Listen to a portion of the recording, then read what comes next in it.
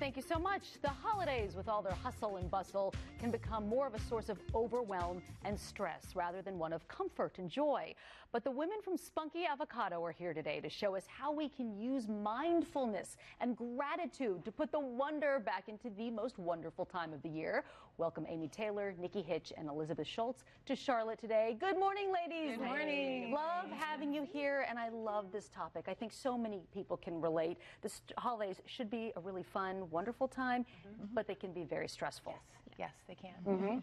Well, one of the things that we can use is mindfulness. And Mindfulness. In the most simple terms, mindfulness is actively noticing the present moment without judgment. And without judgment... Say it again, actively noticing the present moment without judgment. And that's hard for humans because we judge, and of course, we just tend to react.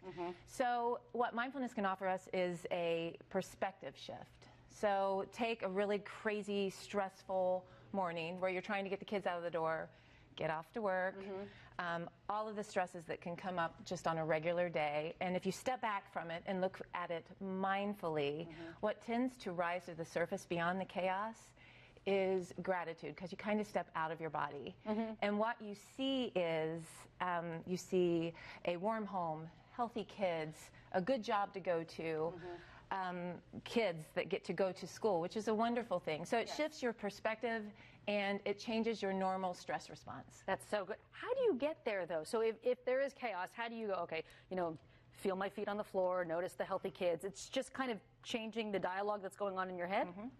Okay. It's a complete perspective change. Yeah, perception is everything. I mean, and mindfulness is really a precursor to gratitude in this situation. So instead of pulling your hair out at a crazy situation, try to see the beauty in the chaos. At least I have these wonderful kids that drive me crazy, but it's wonderful. But the more active noticing that you do that, the more gratitude that you'll find in the mundane things that you might have missed. So how does this mindfulness and this perspective change help us find the wonder in the holiday season again? Well, if you're anything like me, as the holidays approach, you're looking forward to them, but with some trepidation. So, childhood, it lets you see the wonder in everything around the holidays, but then adulthood responsibilities, the financial concerns, the to-do list, a mile long, little family drama, it just might take some of the shine off of the season.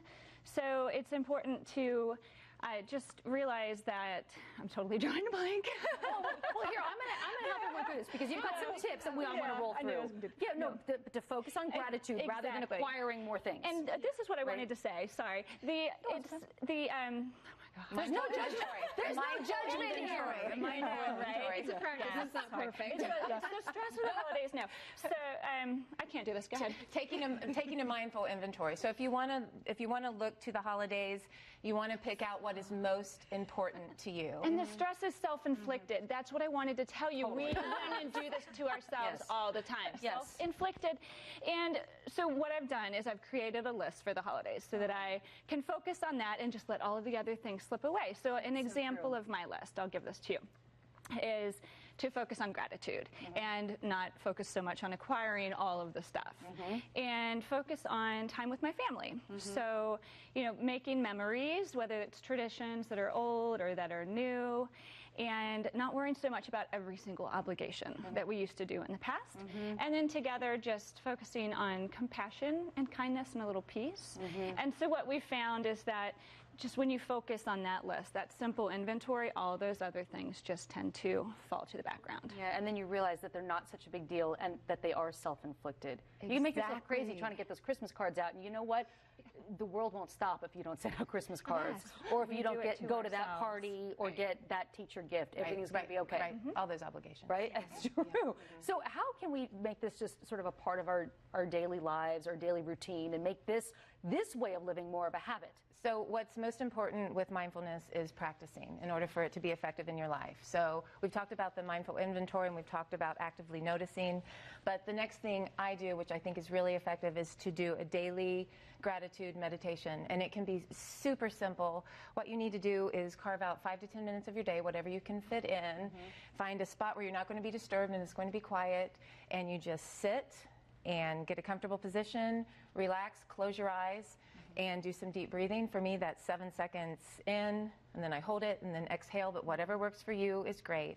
The next thing you do is you look at your day, and you try to find 3 unique things to be grateful for. And the unique is important because it makes you dig a little bit deeper. So you can be grateful for your kids every day, of course, but what you need to do is find something new to be grateful about. Right. And after you have done that, you just return to your breathing, and as soon as you're ready to exit your meditation, that's what you do. But when you practice that daily, it's transformative, but it's the daily practice that's imperative. I totally agree. Yeah. When I stopped doing that, I noticed myself getting frantic and crazy. Yep. Yeah. Angsty. Yes, angsty, so angsty. I'm worried about white twinkle lights. Who cares, right? It doesn't matter. It doesn't matter at all. Go to spunkyavocado.com for more information. Spunkyavocado.com. Check out their website. They've got great recipes and all the stuff that they talk about in living a simpler life. And I just love what you're all about. So thank you, Colleen. We always love being here. Well, come